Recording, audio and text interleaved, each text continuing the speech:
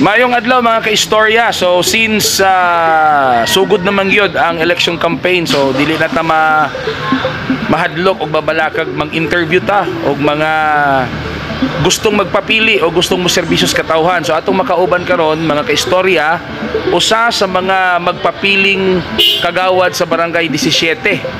Ikaw na sir ang magpaila-ila sa imong pangalan, ano? Maayo nga adlaw sa tanang suking tigpaminaw o supporter sa magstorya taba.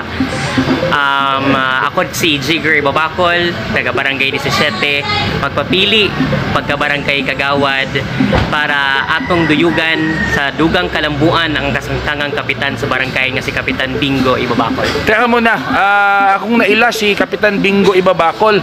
Kung sa ba nimo ang kasamtangang kapitan diha sa Barangay 17, sir? Si Kapitan Bingo ang igsuon. Ako yung ikalimang igsuon sa siyam na mo ka mag-igsuon. Okay. Now, unsa pa nagtukmod kanimo or nagmotivate kanimo nga mo appeal aning ginaingon na colorful life of politics? Oo.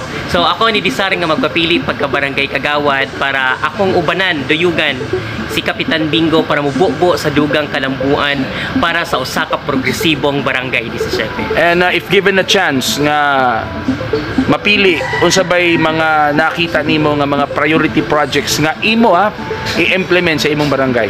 O kung buligan sa katawhan o tagaan sa kahigayunan nga makaserbisyo sa katawhan sa barangay 17, akong pagatutukan ang sektor sa edukasyon. Okay, daghang salamat.